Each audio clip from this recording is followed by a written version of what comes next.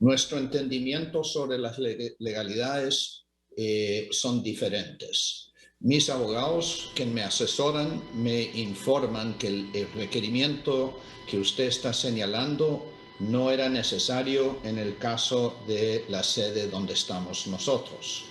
Si me hubieran informado diferentemente, obviamente hubiera tomado un plan de acción diferente. Okay. Voy a dejar y eso, bueno, disculpe la interrupción. Siga, por favor.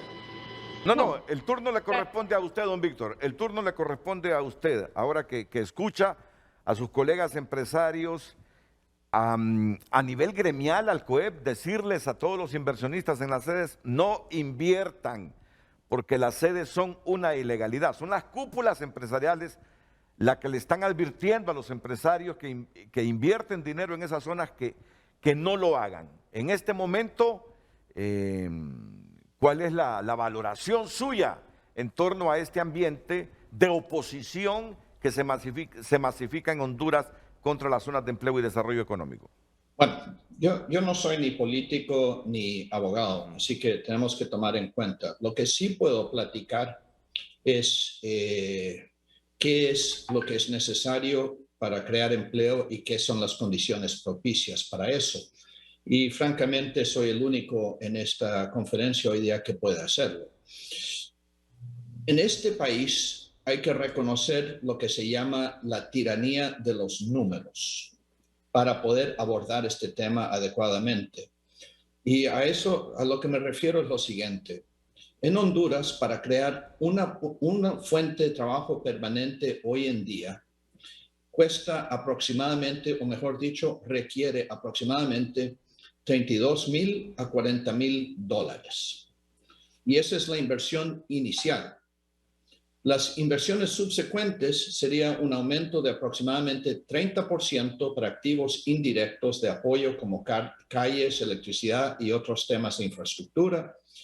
Y adicionalmente, en los años futuros, esa inversión requeriría lo que se llama inversión de sustentación, o lo que yo llamo inversión de sustentación, que es aproximadamente el 35% de la depreciación anual, dependiendo de la eficiencia con la cual se pueden mantener los activos en cuestión. ¿Por qué menciono esa tiranía de los números? Si el consenso es que el país mínimamente necesita la creación de 1 millón de empleos, eso significa que estamos hablando de una capital de inversión requerido de $48 billones hasta $80 billones, dependiendo de cuántos empleos estamos hablando y cuánta infraestructura de apoyo es requerido. Entendiendo ese número, lo que podemos concluir muy rápidamente que el sistema económico del país no tiene el capital necesario para llegar a un nivel de empleo digno para su población. O sea, se tiene que conseguir el capital de afuera. Si uno mira el sistema bancario con su situación temporaria de exceso de liquidez, no llega ni a $1 billón y estamos hablando, recordemos, una necesidad bien al norte de 40 billones. Si uno mira la fila de capitalistas queriendo llegar a Honduras, uno se da cuenta que es la fila más corta del país en este momento. La realidad es que no hay ese capital luchando para llegar a este país y crear los empleos. Si uno mira a los partícipes de la conferencia hoy día, usted va a ver que no hay ninguno de ustedes que ha podido invertir tan siquiera $40,000 creando por lo menos un empleo en los últimos 5 años. Como consecuencia de eso, lo que estamos hablando en cuanto a la tiranía de los números es el país sin poder atraer capital está condenado a por lo menos 3 o 4 generaciones de pobreza mirando hacia el futuro. Si uno mira las multilaterales, IFC, BESI, la verdad de las cosas, ellos no manejan montos de capital de esa magnitud para la creación de empleo requerido en este país. La tiranía de los números no es algo que yo inventé, es simplemente una consecuencia de lo que es necesario para la real creación de empleos formales. Y es muy importante, en mi opinión, resaltar y abordar toda discusión dentro de ese contexto, porque la verdad de las cosas, si no se resuelve la capacidad del país de traer capital fresco y emplearlo, porque ese es el segundo punto. De nada sirve traer capital si no se puede emplear. Y la situación legal de este país es tal, y no es solo legal, es cultural y es tramitología gubernamental, es tal que hoy en día el país ocupa el 104º lugar en el índice de competencia mundial de aproximadamente 144 países. Así que está en el sótano. ¿Y qué significa eso? Bueno, eso significa que las fricciones son tan grandes que aunque llegara el capital a este país, las probabilidades de que se pudiera emplear exitosamente son casi nulas, o mejor dicho, por lo menos están debajo del 50%.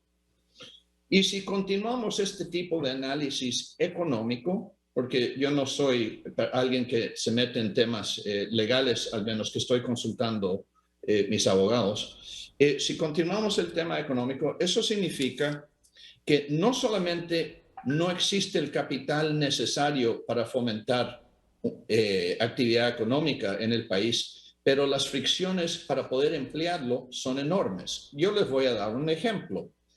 ¿Okay? Si nosotros no hubiéramos conseguido el sede con el camp en San Marcos de Colón, las 400 manzanas que compramos seguirían teniendo 14 fuentes de empleo, pagando menos que el salario mínimo, porque en el campo muchos de los trabajos informales pagan abajo del salario mínimo.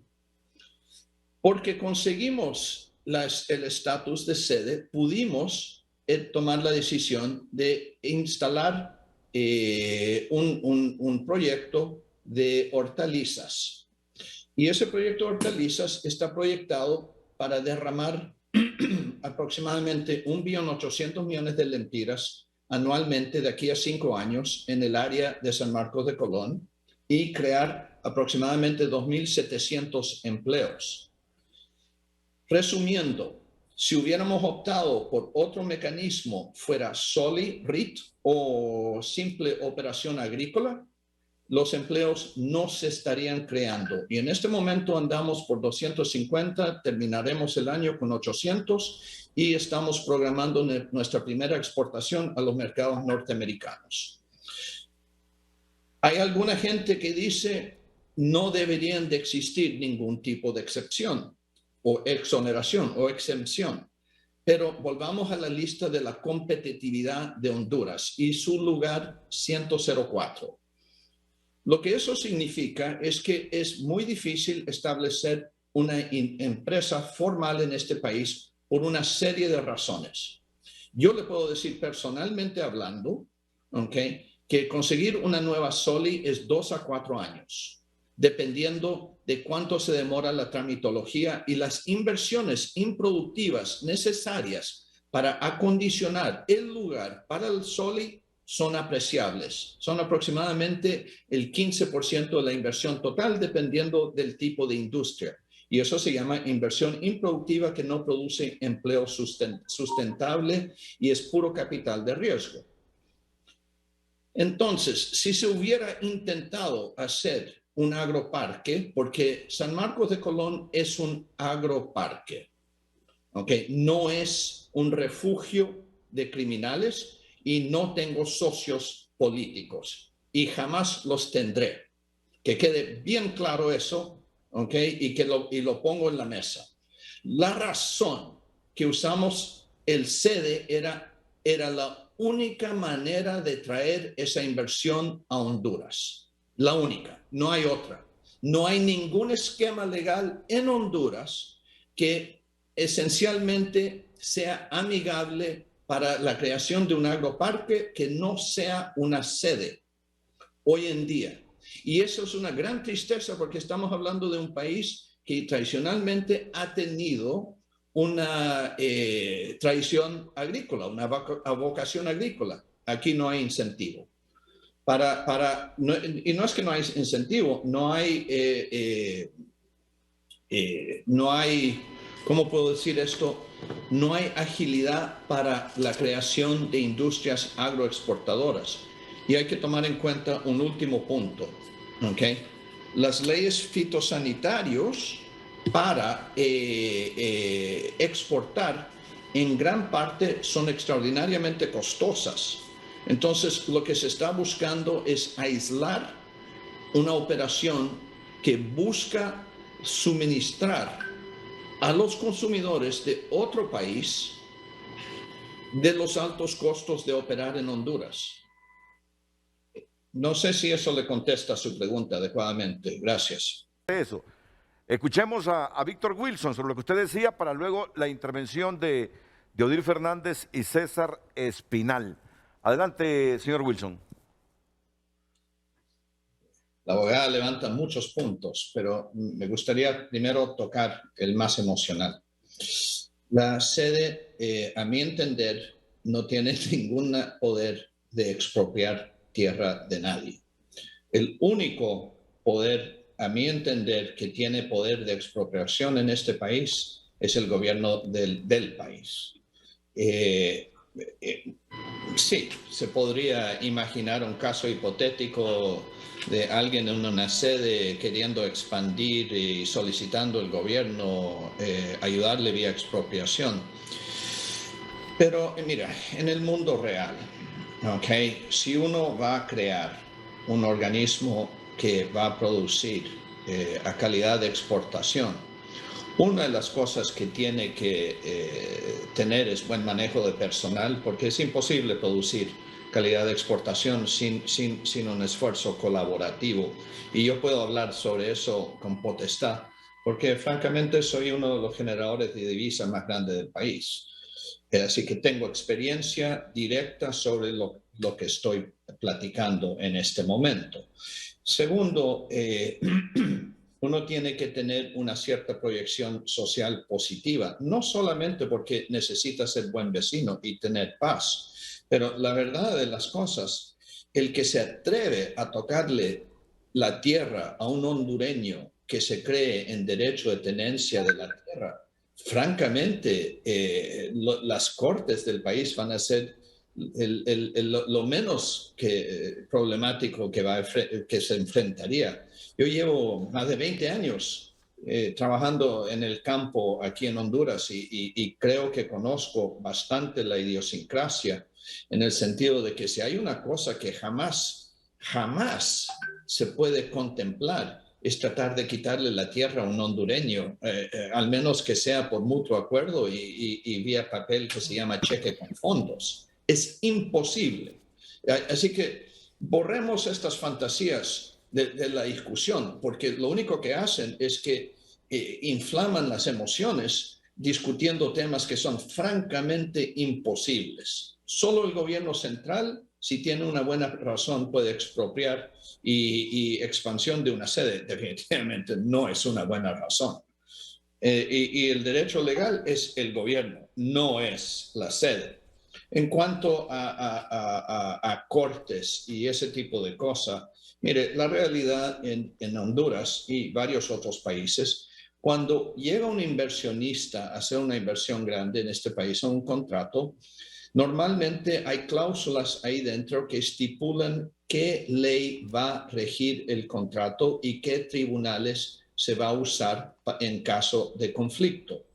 Generalmente se usan cortes de arbitraje en los Estados Unidos y leyes en los Estados Unidos cuando se trata de inversionistas que tienen antecedentes americanos.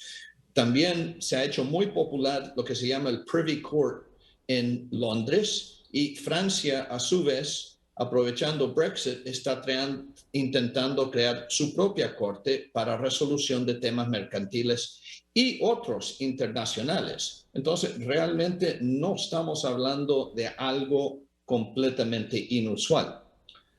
Aún habiendo dicho eso, mire, la verdad de las cosas es esta. ¿Okay? Y se vuelve a la tiranía de los números. Y si acuerdo, pensé haber escuchado a Renato decir que el problema más grande social que enfrenta el país es empleo. Y si ese es realmente el consenso, entonces la discusión para mí no debería de ser yo estoy en contra de esto, estoy oponente de esto, estoy esto, es cómo podemos trabajar juntos para traer los 40 a 80 mil millones de dólares que requiere la creación de ese empleo. Y la verdad de las cosas no es solo tramitología, como menciona Renato, no es solo la inseguridad jurídica. La realidad es que tiene que ver con que la gente en este país, desafortunadamente, no tienen idea de cómo atraer capital a este país. Mire, la mayoría del dinero de inversión en este mundo está ubicado en lo que se llama fondos de gestión. Los fondos de gestión operan aproximadamente 53 trillones de dólares bajo gestión, de los cuales tienen alocado aproximadamente 10% o 5.3 trillones de dólares en lo que se llama segmentos de alto riesgo. El esquema legal de países como Botswana, Bangladesh, Pakistán están sumamente más evolucionados y pueden recibir ese capital. La realidad es que Honduras es inelegible para aproximadamente el 99.95% de ese capital, porque aquí no existe mercados de capital formales, no existe reglamentación, no existe instrumentos transables estructurados, no existe el poder ejecutivo para poder reglamentar ese tipo de actividad. Como consecuencia, lo que nos dice la tiranía de los números es muy simple. Hoy en día el capital no viene y no vendrá. Eso significa, abogada, que sus hijos, sus nietos y sus bisnietos están condenados a crecer prósperamente en un país pobre y cualquier desliz de ellos significa que tendrán que nadar contra la marea de la pobreza del país para recuperarse. Y eso aplica a todos nosotros que estamos en esta conversación. Estamos condenando a nuestros hijos, nuestros nietos y nuestros bisnietos a crecer en un país de pobreza perpetua, sin resolver ese problema. Y déjeme desabusarle una cosa, no hay manera de atraer el capital sin hacer esos cambios estructurales. Y lo que sí observo cuando escucho a Renato es que ni toca el tema. Lo que me lleva a la conclusión que parte del problema son los medios de comunicación para educar a la población para qué es necesario para el desarrollo del país, porque la conversación hasta ahora ha sido si voy o no voy a expropiar, si voy o no voy a reglamentar, cuando la realidad del problema es ¿y de dónde diablo vamos a sacar los 50 mil millones de dólares necesarios para crear 1 millón de empleos y sostenerlos? Porque la realidad es que el esquema legal no existe y lo que yo estoy hablando es básicamente el ducto que lleva capital disponible para proyectos a los proyectos en la tierra.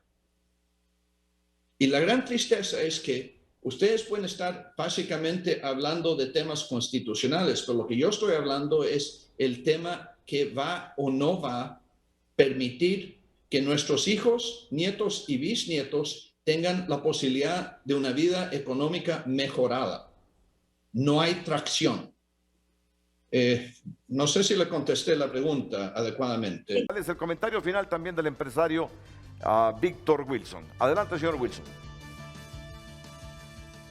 Muchas gracias. Primero quiero aclarar lo que dijo el abogado joven de la CNA sobre hace 8 años logré dar vuelta a la industria camaronera, específicamente el Grupo Granjas Marinas.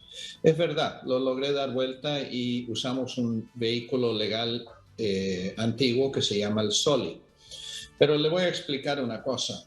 Las fricciones que existen hoy en día en el gobierno, en la tramitología, son tal que si se fuera a intentar nacer de la nada la industria camaronera en Honduras bajo circunstancias vigentes hoy en día, no nacería.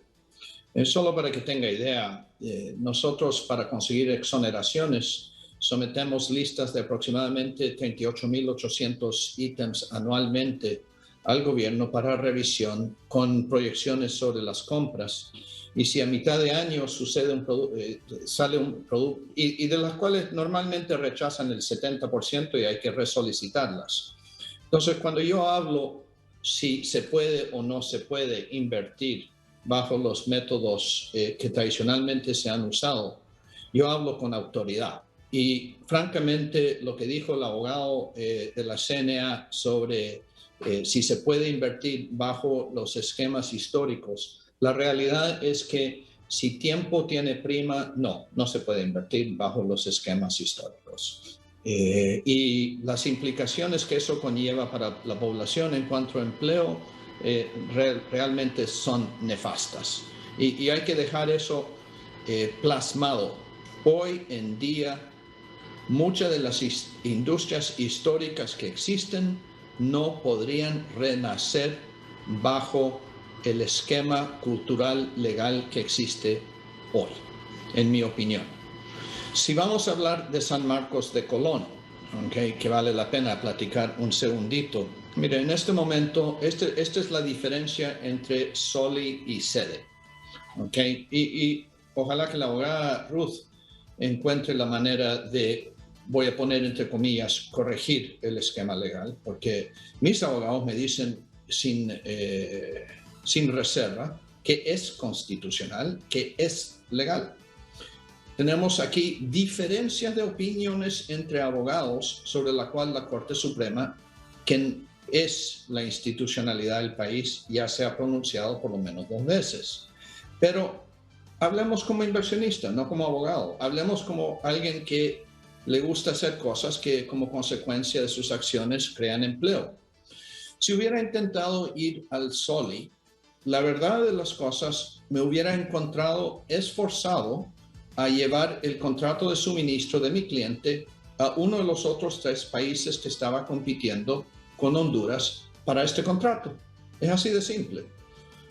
No, en mi opinión, como la persona que toma la decisión,